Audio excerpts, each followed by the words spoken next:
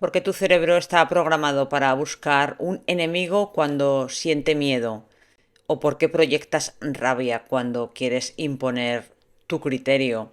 Hoy diseccionamos la neurobiología de la identidad de una tribu y cómo se activa la ansiedad en tu entorno para evitar el abandono y quedarte más solo que la una. Analizamos un discurso donde el lenguaje fuertemente emocional actúa como un disparador del sistema límbico prácticamente incontrolable, pero también lo que vas a descubrir te va a servir para hackear tus propios atajos mentales en tu familia o en tu trabajo.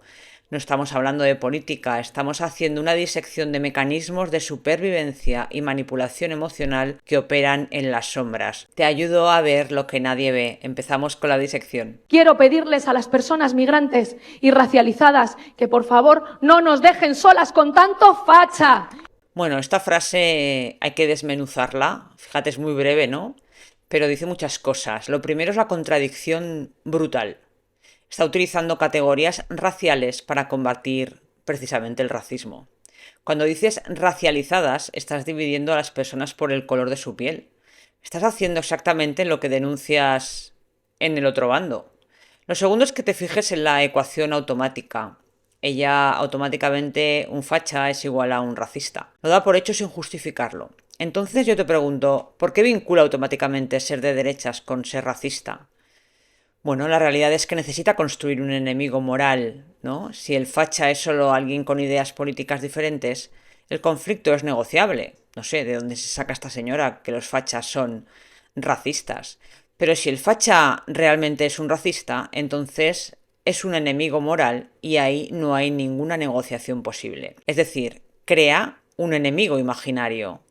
Lo malo de esto es que se dice tantas veces que al final se acaba creyendo que las personas fachas o las personas de derechas, porque en este país se puede llamar facha a una persona de derechas, pero no se puede llamar CHARO a una persona de izquierdas. Es muy curioso, ¿verdad? Bueno, esto se llama una falsa equivalencia y es cuando igualas dos cosas que no son lo mismo para justificar realmente tu posición, tu punto de vista.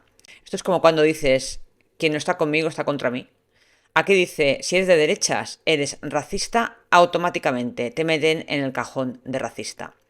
Mira, desde la teoría del apego, este discurso presenta muchas características de apego ansioso en un contexto político. Es cuando alguien necesita aliados externos porque opera el miedo al abandono. Que no nos dejen solas. Es literalmente pedir que te salven. Y esto ocurre cuando, como digo, tienes miedo al abandono, a la exclusión o a que te reduzcan a la mínima expresión. Entonces hay un miedo a quedar en minoría política sin protección. Si los aliados que necesitas se van, ¿quién va a defenderlas? Observa la instrumentalización que utiliza porque no apela a valores universales, apela a la identidad racial como un factor movilizador. Es decir, reduce a las personas a su color de piel para utilizarlas luego como un escudo. La consecuencia de esto es que cuando polarices así, todos los fachas son racistas y todos los migrantes deben estar conmigo, eliminas matices y generas exactamente la división que dices combatir. Es decir, es como una especie de círculo vicioso. Y esto lo hacemos cuando reducimos a alguien a una sola etiqueta negativa para justificar un rechazo e intentar fulminarlo con una sola palabra. Y claro que sí queremos que voten, claro que sí, hemos conseguido papeles, regularización ya, y ahora vamos a por la nacionalidad o a cambiar la ley para que puedan votar, por supuesto. Bueno, aquí pasa de ayudadme por favor, no me abandonéis a nosotros conseguimos. Esto en psicología se llama el locus de control variable y esto es de donde tú sientes que viene tu poder. Cuando dices hemos conseguido papeles, estás diciendo yo tengo el poder, una varita mágica de cambiar la realidad. Pero segundos antes estabas pidiendo ayuda porque estabas más sola que la una. Este discurso podría asociarse a una necesidad psicológica muy concreta y es la necesidad de control narrativo. Si yo controlo quién vota, controlo el resultado. Si controlo el resultado, controlo mi propia seguridad. Aquí, mira, neurobiológicamente hablando, cuando alguien percibe una amenaza de forma tan constante, el sistema simpático se activa, es decir, el sistema simpático es el que nos pone en alerta para, en este caso, entrar en modo lucha. Y en modo lucha buscas cualquier herramienta que te dé poder. Aquí la herramienta es ampliar, obviamente, la base de votantes. La consecuencia de todo esto es que cuando instrumentalizas a las personas como votos en lugar de como ciudadanos con derechos, lo que haces es exactamente lo que denunciaría en otros contextos. Es decir, es la misma lógica que estás criticando, pero de forma invertida. Y esto lo hacemos cuando, por ejemplo, cambiamos las reglas de un juego cuando vemos que estamos perdiendo. Es exactamente lo que está haciendo aquí ella. Ojalá, teoría del reemplazo, ojalá podamos barrer de fachas y de racistas este país con gente migrante. Madre mía, cuánta rabia tenemos por aquí hoy. Fíjate en lo que dice, porque dice la teoría del reemplazo, que, bueno, te explico brevemente. Es una teoría que dice que existe un plan, bueno, deliberado para sustituir a la población nativa europea con inmigrantes. Entonces la izquierda lo llama teoría conspirativa y la derecha dice que estamos viendo realmente lo que está pasando. Pero mira ahora lo que dice o lo que hace Montero. En lugar de decir eso no existe o eso es mentira, dice textualmente ojalá teoría del reemplazo justifica. Entonces, obviamente está confirmando, ¿no? Luego fíjate bien en la palabra que utiliza, barrer. Barrer es eliminar basura, desechos, suciedad. Cuando dices barrer de fachas, es que son lenguajes que, madre mía, de verdad. No estás diciendo cambiar sus ideas mediante un debate, estás diciendo eliminarlos, limpiar el país de ellos. Es como quien, obviamente, tira la basura, ¿no? Esto al final es una deshumanización. O sea, por un lado hablas de derechos humanos y por otro estás deshumanizando a gente de la población. Reduces a personas, a residuos que hay que eliminar. Es el mismo mecanismo que criticas cuando otros lo utilizan, es decir, convertir al adversario político en algo sucio que contamina y que debe ser barrido. Barrer es eliminar, coger y tirar a la basura. Aquí Aaron Beck, un psicólogo y psiquiatra, diría que opera una creencia nuclear, es decir, si provoco radicalmente, demuestro que no tengo miedo. Pero el coste es brutal porque además utilizas un lenguaje de limpieza, de eliminación. Mira, detrás de todo esto suele haber un miedo a parecer moderada ante su propia base. Porque mira, si desmonta la acusación de una forma calmada, con un poquito más de elegancia, su militancia la va a ver como una blanda. Tenemos que pensar que, bueno, honestamente, su target está alineado con su forma de hablar. Esta es la realidad. Entonces necesitas ser la más radical, la más vulgar de la sala para intentar mantener una cierta armonía y legitimidad interna. La consecuencia de esto es que cuando confirmas exactamente lo que tu oponente dice que estás haciendo, ya no es una teoría, estás confesando. Cuando utilizas lenguajes de barrer personas, estás cruzando una línea, porque barrer no es política, barrer es eliminar. Y esto es como cuando alguien te acusa de algo y en lugar de negarlo, lo exageras y además estás utilizando palabras extremistas y vulgares pensando que eso te va a dar todavía mucho más la razón. Con gente trabajadora, claro que yo quiero que haya reemplazo, reemplazo de fachas, reemplazo de racistas, reemplazo de vividores. Venga, reemplazo, pero fíjate también en el tono tan agresivo, muy típico en ella, desafiante, que no tiene matices. Mira, cuando el sistema nervioso está tan activado, es decir, el modo simpático, que está ahí a toda leche, se observan dos cosas muy importantes. La primera es una repetición compulsiva y la segunda es una agresividad verbal, vocal, ¿no? Esto es la respuesta de supervivencia. Ataco antes de que me ataquen. Es decir, es como cuando ¡ah! Pegas un grito, ¿no? Aparte de ser como muy agresiva en tu forma fisiológica, eres muy agresiva en tu forma verbal. O como cuando, por ejemplo, alguien se siente acorralado, lo que hace es subir el volumen y se vuelve como muy combativo, ¿no? Pero aquí hay algo más todavía y es la ira que utiliza como una performance, ¿no? Esto también funciona mucho como una especie de credencial de autenticidad. Es decir, en contextos de mucha polarización extrema, se piensa que quien más grita o que quien grita más fuerte parece más comprometido, más valiente o más real, y la calma se interpreta como una debilidad o complicidad. Claro, si hablamos de psicología, obviamente aquí no hay ni inteligencia emocional ni elegancia emocional, es decir, cero patatero, ¿no? Detrás de esta intensidad, de esta manera que tiene ella, tanto a nivel corporal como verbal, suele haber un miedo a que si baja la guardia, si modera el tono, su propia tribu le expulse por traidora. La ira lo que hace es, bueno, la convierte en una especie de armadura identitaria. Y al final Irene no puede quitarse la ira porque sin ella no es Irene, es decir, la tenemos ya catalogada tanto como a ella como a la Ione Belarra como dos personas que no se saben comunicar, sino son con gritos y con cierta vulgaridad.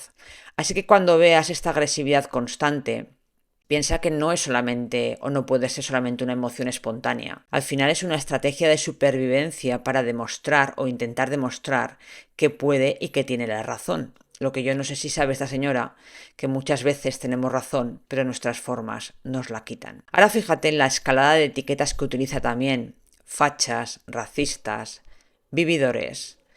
Las dos primeras son más ideológicas, fachas racistas, pero a mí me llama la atención la de vividores. ¿Qué es un vividor? Un vividor es alguien que vive del esfuerzo ajeno, que no trabaja, que es una especie de parásito del sistema. Es un término de clase social, no es un término político. Aquí está metiendo en el mismo paquete a quien vota diferente, al facha, a quien discrimina por raza, al racista, y a quien supuestamente no trabaja, al vividor, aunque quiera alinear el facha con el vividor. Aquí está equiparando tener ideas de derechas con ser, obviamente eso, un parásito social, como si ser conservador te convirtiera automáticamente en alguien que no aporta, que vive de los demás. Y esto es una proyección. Y la proyección ocurre cuando atribuyes al otro lo que no quieres ver en ti. Así que aquí tenemos una ironía brutal. Ella, como política profesional, suponemos, recibe su salario del presupuesto público, es decir, de los impuestos que pagan todos los trabajadores, incluidos los que llama fachas. ¿Quién vive exactamente del esfuerzo de quién?, pregunto. Aquí además hay una falsa equivalencia también, porque cuando metes en la misma categoría moral cosas tan completamente distintas o categorías tan diferentes, es como decir, hay que acabar con los ladrones y la gente que aparca mal. Es exactamente lo mismo. Ella quiere introducirlo dentro del mismo paquete, pero eso obviamente genera mucho ruido mental. Mira, detrás de tanta intensidad suele haber un miedo a la irrelevancia, que es lo que les está pasando a estas señoras del partido. Si no hay enemigos claros para combatir, no sé qué hago aquí. Voy a desaparecer. Me voy a tener que quedar cortando rosales en Galapagar. Entonces, ¿para qué me necesitan? La agresividad aquí se convierte entonces en una prueba de autenticidad. Soy la única que se atreve a decirlo. Pero observa que también hay una contradicción, porque ella habla constantemente de gente trabajadora. Es un término que a mí me llamó tanto la atención una vez, que lo tengo desglosado en un vídeo que te dejaré también por aquí. Y que lo podamos hacer con la gente trabajadora de este país, tenga el color de la piel que tenga, sea china, negra, marrona, con todas compañeras las gentes trabajadoras de este país. Bueno, mira el cierre, porque pasa del ataque, es decir, de un reemplazo de fachas, a la inclusión. Todas las gentes trabajadoras. Fíjate también en trampas que utiliza en el lenguaje, porque primero dice, tenga el color de la piel que tenga, china, negra, marrona, que marrona creo que es un término que se utiliza en América, creo, no sé. Bueno, da igual. China, negra, marrona, espera. ¿Y los blancos? ¿Por qué no mencionas a los blancos? Pues hombre, seguramente porque en su narrativa el blanco está asociado al opresor, pero bueno, vamos a ver, ella es blanca, su pareja es blanco, sus hijos son blancos. Dice todos los colores, pero solo nombra a los que considera oprimidos. Esto es una exclusión mediante omisión. Es como decir acepto a todas las religiones, musulmanes, judíos, budistas y a los cristianos. Es decir, su ausencia no es casual. Su ausencia de estos términos como blancos es ideológica. La segunda trampa es que usa gente trabajadora como categoría moral, no como categoría económica. Aquí trabajador no incluye a quien tiene una empresa, a quien emprende, a quien trabaja por cuenta propia. Solo incluye a quien trabaja por cuenta ajena. Esto es una definición ideológica disfrazada de inclusión que utiliza muchísimo la izquierda. Así que aquí lo que hace es excluir a los fachas de la gente trabajadora. Es como si ser de derechas te descalificara automáticamente como trabajador. Y esto es lo que llamamos un sesgo de endogrupo llevado al extremo. Es decir, solo los que piensan como yo son válidos, dignos y trabajadores. Este patrón es un pensamiento dicotómico, es decir, simplifica brutalmente la realidad. Esto es como cuando dividimos a nuestra familia en los que me entienden y los que no me entienden. Entonces, ¿qué pasa aquí? Que cuando tú dices de todos los colores pero omites el blanco, estás construyendo una narrativa racial invertida. Es decir, cuando excluyes a medio país de la categoría, bueno, medio o más de medio país de la categoría de trabajador, no estás construyendo puentes, estás cavando trincheras. Y esto lo haces cuando tú piensas, bueno, yo soy o acepto a todo el mundo, pero sabes perfectamente que hay gente a la que realmente no acabas 100% de aceptar. Mira, el patrón psicológico es muy claro. Cuando te sientes una persona o un grupo o un partido vulnerable, abandonada o excluida, como les ocurre a ellas, buscas un grupo de personas, buscas una tribu que te esté apoyando. Y cuando ya tienes ese grupo de personas o esa tribu, necesitas enemigos para mantener a las tribus unidas. ¿Cuál de estos patrones y miedos te ha resonado más? Coméntamelo, te leo en los comentarios y recuerda que si este contenido te aporta, te invito a que te unas a la membresía en el botón unirse. Y muchísimas gracias a los miembros ya existentes por vuestro apoyo y también por llegar hasta aquí a todos. Si tienes miedos o emociones bloqueándote y crees necesario profundizar en una consulta privada conmigo, tienes mi sesión de análisis en el link de la descripción. Y si necesitas contactar conmigo por cualquier otra cosita, tienes también mis datos en el canal. Nos vemos en el próximo análisis. Suscríbete, activa la campanita. Te mando un besico.